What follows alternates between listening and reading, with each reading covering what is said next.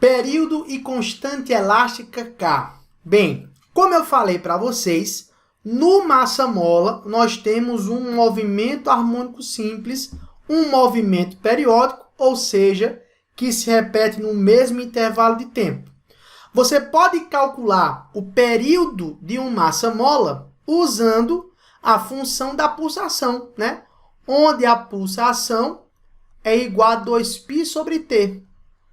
Então, no sistema massa-mola, se você conhece o valor da pulsação, se você conhece o valor da frequência angular, você pode calcular o período, sem nenhum problema.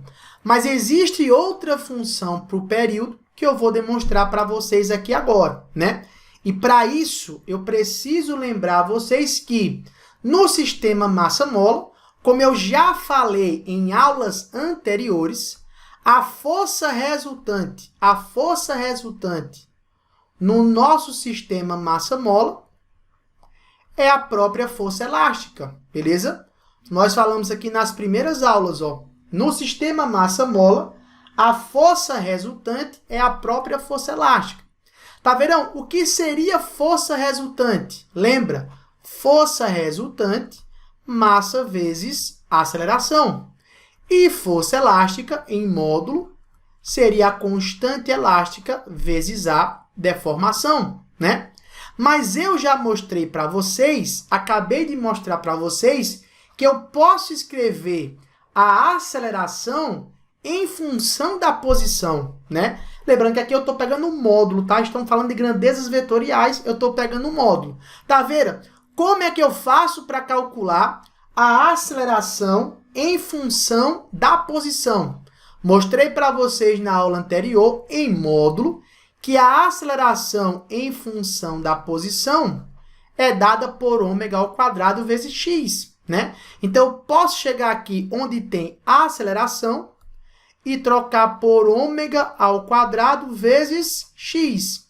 Então, massa vezes a aceleração seria igual a kx. Tranquilo?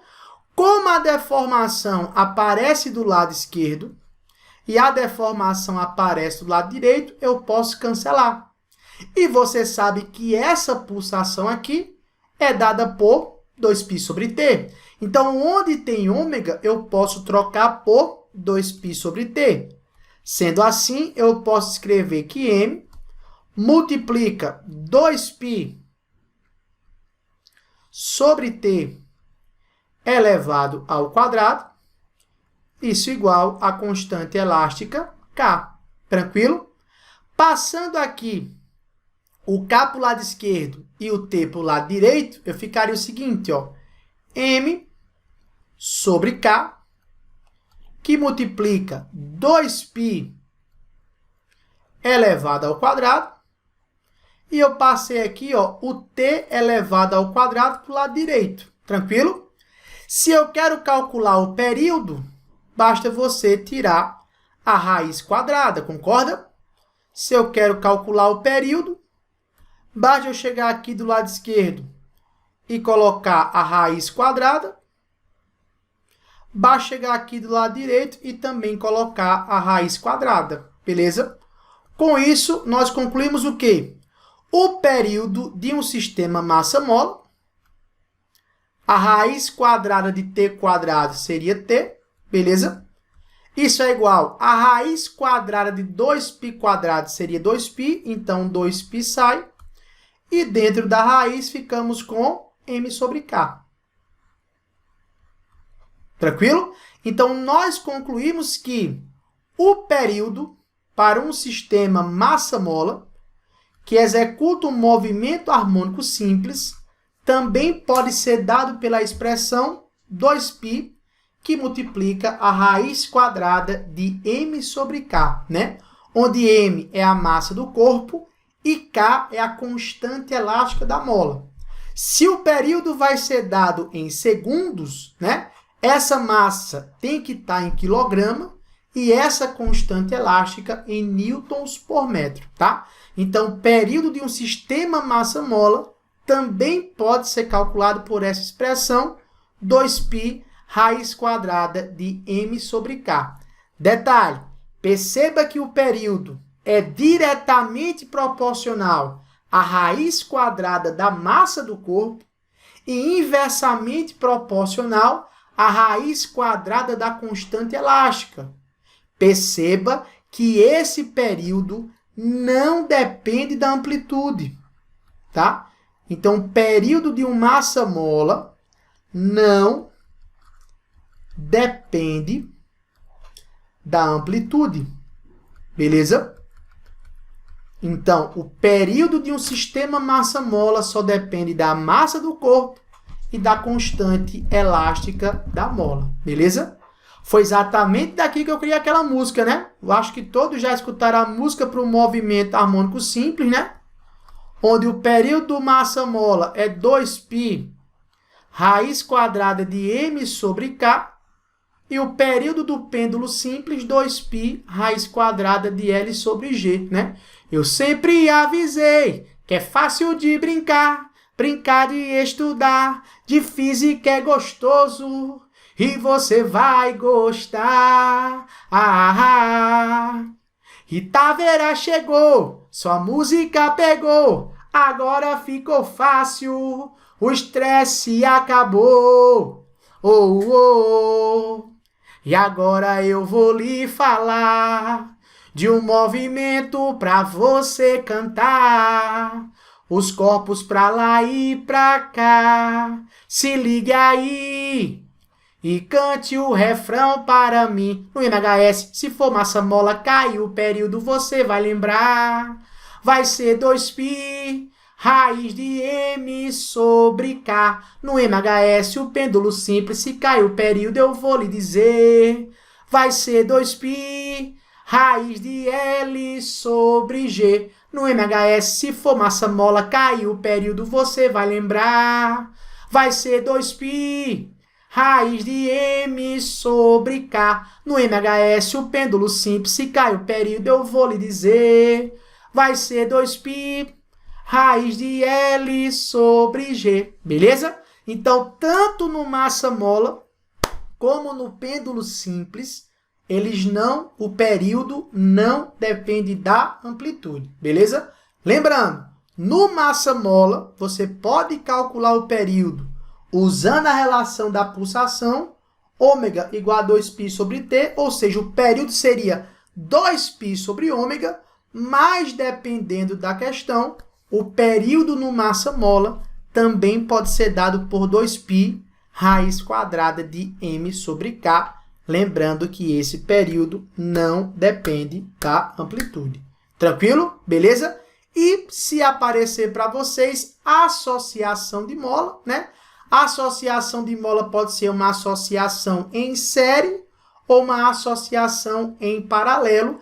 A ideia aqui é você calcular a constante elástica da mola equivalente. Por exemplo, nesse exemplo aí, nós temos duas molas associadas em série.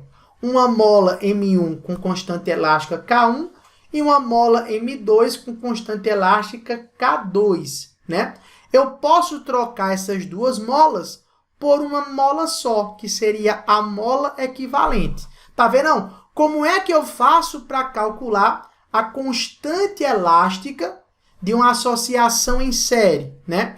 Nesse caso aqui, quando você tiver uma associação de molas em série, né? Se o pessoal que estiver assistindo essa aula for o pessoal do terceiro ano, que já assistiu, por exemplo, aula sobre capacitores, é a mesma ideia que capacitores, matematicamente falando, né? Quando você tem molas associadas em série, para você calcular a constante elástica da mola equivalente, né? Você faz o inverso da constante elástica equivalente igual ao inverso da constante elástica da mola M1 mais o inverso da constante elástica da mola M2, né? Você faz a soma pelo inverso, tranquilo? Nesse caso aqui, a demonstração ela é bem fácil, tá? Porque a força que eu aplico aqui, rapidão, tá? A força que eu aplico nesse corpo para baixo, ela vai ser transmitida tanto para a mola M2 como para a mola M1, beleza? Vai ser a mesma força. Só que a mola M1 vai ter uma deformação x1 e a mola M2 vai ter uma deformação x2, né? Aqui, para a mola equivalente, eu teria a mesma força, só que uma deformação x, né? Quem seria essa deformação x? Essa deformação x da mola equivalente seria o x1 mais o x2, né? Então, se você leva em consideração que a deformação x da mola equivalente seria o x1 mais o x2, né? Quem seria essa deformação x? Aí, pela lei de Hooke, né? Pela lei de Hooke, essa deformação x seria a força F sobre a constante elástica equivalente. Quem seria essa deformação x1? Seria a força F sobre a constante elástica K1. Quem seria essa deformação x2? Seria a força F sobre a constante elástica K2. Como a força F é a mesma, eu posso cancelar. Então, nós ficamos com 1 sobre a constante elástica equivalente igual a 1 sobre Q1 mais 1 sobre Q2. Mas se você lembrar de capacitores em série, a matematicamente é a mesma coisa, né? Para duas molas associadas em série, aí você teria o que nós chamamos aqui de média harmônica, né? Se você quiser resolver aqui logo essa associação, né?